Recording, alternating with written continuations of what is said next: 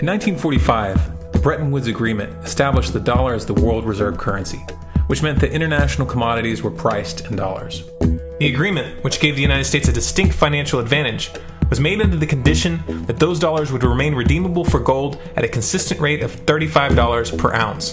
The United States promised not to print very much money, but this was on the honor system, because the Federal Reserve refused to allow any audits or supervision of its printing presses.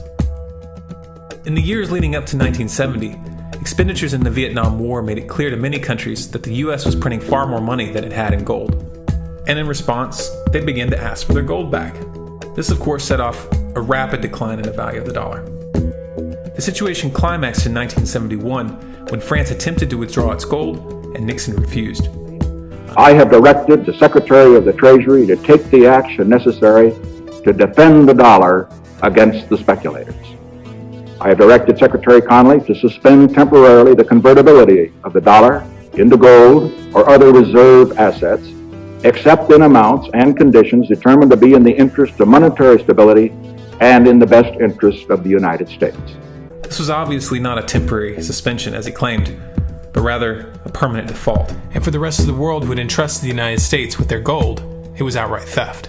In 1973, President Nixon asked King Faisal of Saudi Arabia to accept only US dollars as payment for oil and to invest any excess profits in US Treasury bonds, notes, and bills. In return, Nixon offered military protection for Saudi oil fields. The same offer was extended to each of the world's key oil-producing countries, and by 1975, every member of OPEC had agreed to only sell their oil in US dollars. The act of moving the dollar off of gold and tying it to foreign oil instantly forced every oil-importing country in the world to start maintaining a constant supply of Federal Reserve paper. And in order to get that paper, they would have to send real physical goods to America. This was the birth of the petrodollar. Paper went out, everything America needed came in, and the United States got very, very rich as a result.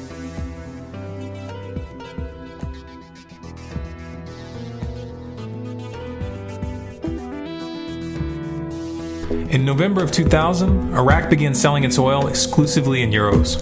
This was a direct attack on the dollar and on U.S. financial dominance, and it wasn't going to be tolerated. In response, the U.S. government, with the assistance of the mainstream media, began to build up a massive propaganda campaign claiming that Iraq had weapons of mass destruction and was planning to use them. Should terrorists obtain these weapons, now being manufactured and traded around the world, the carnage they could inflict to our economies, our security, to world peace, would be beyond our most vivid imagination. My judgment as Prime Minister is that this threat is real, growing, and of an entirely different nature to any conventional threat to our security that Britain has faced before. In 2003, the U.S. invaded, and once they had control of the country, oil sales were immediately switched back to dollars. This is particularly notable due to the fact that switching back to the dollar meant a 15 to 20% loss in revenue due to the euro's higher value. It doesn't make any sense at all unless you take the petrodollar into account. So I came back to see him a few weeks later, and by that time we were bombing in Afghanistan. I said, "Are we still going to war with Iraq?" And he said, "Oh, it's worse than that." He said, he reached over on his desk, he picked up a piece of paper, and he said, I just got this down from upstairs," meaning the Secretary of Defense's office today, and he said, "This is a memo that describes how we're going to take out 7 countries in 5 years, starting with Iraq and then Syria, Lebanon, Libya, Somalia, Sudan, and finishing off Iran."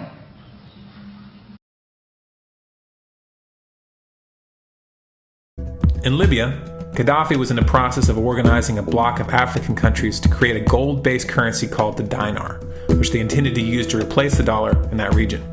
U.S. and NATO forces helped destabilize and topple the Libyan government in 2011. Tonight, British forces are in action over Libya. They are part of an international coalition that has come together to enforce the will of the United Nations and to protect the Libyan people. After taking control of the region, U.S. armed rebels executed Gaddafi in cold blood and immediately set up the Libyan Central Bank. Iran has been actively campaigning to pull oil sales off of the dollar for some time now, and it has recently secured agreements to begin trading its oil in exchange for gold. In response, the US government, with mainstream media assistance, has been attempting to build international support for military strikes on the pretext of preventing Iran from building a nuclear weapon.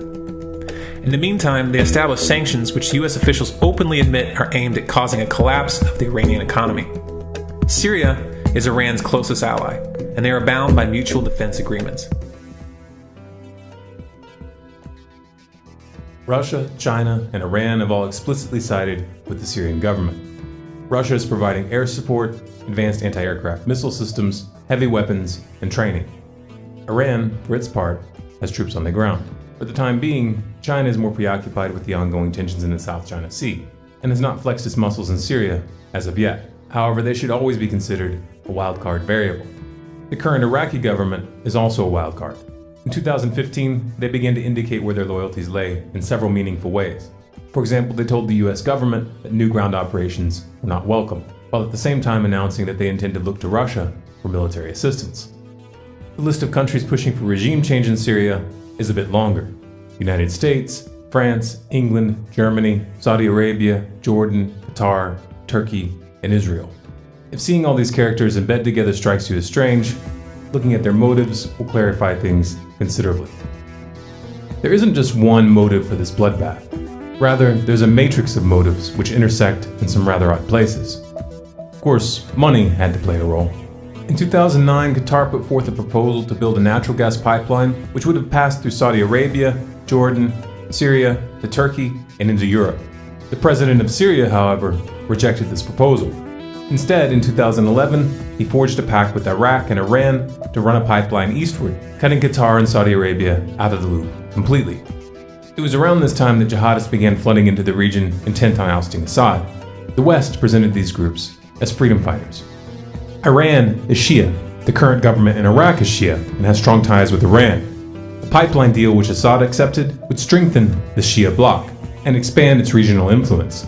The Sunnis don't like this. In fact, they've even coined a term to describe it: the Shia Crescent. Let's be very clear. ISIS is not just a terrorist organization. It is a Sunni terrorist organization. That means it blocks and targets Shia. And that means it's serving the interests of Turkey and Saudi Arabia, even as it poses a threat to them. Because neither Turkey nor Saudi Arabia want an Iran, Iraq, Syria, Lebanon bridge that isolates Turkey and cuts Saudi Arabia off. Israel also doesn't like the Shia Crescent at all, and they have decided to work with the Sunnis to form a parallel bloc to counterbalance Iran's influence. This is why Israel has launched numerous airstrikes against the Syrian government over the years and has provided medical care, logistical support, and safe passage to known jihadists. In 2013, Israel's ambassador to the US, Michael Oren, told the Jerusalem Post that, quote, "The initial message about the Syrian issue was that we always wanted Bashar Assad to go. We always preferred the bad guys who weren't backed by Iran to the bad guys who were backed by Iran. This was the case," he said, "even if the other bad guys were affiliated to Al-Qaeda." Let that sink in for a moment. Now, at this point, if you were to ask any of these governments directly why they're arming and funding jihadists in Syria, they would claim that they are only supporting the moderate rebels, specifically the FSA. We believe there are around 70,000 Syrian opposition fighters, principally the Free Syrian Army, who do not belong to extremist groups and with whom we can coordinate attacks on ISIL. FSA commanders have gone on record to say that they cooperate with and conduct joint operations with al-Nusra, and ISIS and al-Nusra have officially formed alliances. And it is well established that the FSA command has been dominated by Islamic extremists for years. He even claimed a 70,000 strong force of moderate FSA fighters were ready to coordinate action against ISIL with the Western air campaign. That claim has not remotely stood up to scrutiny. The FSA, which includes a wide range of groups, few, if any, would regard as moderate and mostly operate in other parts of the country. The only ground forces able to take advantage of a successful anti-ISIL air campaign are stronger jihadist and Salafist groups close to the ISIL-controlled areas. And let's not forget about the oil. At this stage, ISIS has reached a point where it no longer needs direct sponsorship. The organization earns an estimated $1 to $2 billion a day through oil sales. The US was aware of this, but did nothing to stop it. They didn't even condemn the country which was facilitating the sale of this oil. Russia, on the other hand, began targeting oil convoys headed into Turkey in November of 2015. Shortly thereafter, Turkey shut down a Russian Su-24 that supposedly violated Turkish airspace for 17 seconds. In response, Russia released satellite evidence that they claim shows how Turkey is smuggling oil from ISIS. The US government dismissed this evidence, but didn't counter it with any evidence of their own. So where is the oil going? All along, there's always been the idea that Turkey was supporting ISIS in some way. We know they've funneled people going through Turkey to ISIS. Someone's buying that oil that ISIS is selling. It's going through somewhere. It looks to me like it's probably going through Turkey. But the Turks haven't acknowledged that. They knew, but they did nothing. Why? Well, let's ask Mike Morrell, former deputy director of the CIA. There seemed to have been a judgment that, look, we don't want to destroy these oil tankers because that's infrastructure that's going to be necessary to support the people when ISIS isn't there anymore. And it's going to create environmental damage. The United States and France are keen to make a show of airstrikes and special forces, but what they really want is the ability to operate in Syria militarily. This is the only way they'll have any chance of influencing the outcome. Trouble is, Russia is dug in. Unlike the United States and France, they have permission to operate in the country.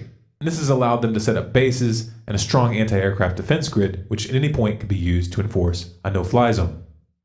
Washington is in a weak position. It can't really win from this angle, so they'll have to find a way to put Russia off balance and retake the momentum. It's important to remember the real stakes in this conflict. The West is in a state of decline. Their influence is waning. If the US and their allies fail to remove Assad from power, what they will be faced with is more than just a strong Shia crescent. If they fail, they risk being edged out of the entire region and replaced by Russia. This would give Russia an enormous amount of leverage in global energy markets. And this, of course, has serious implications for the petrodollar. For Washington, this is an unacceptable outcome. So expect the unexpected.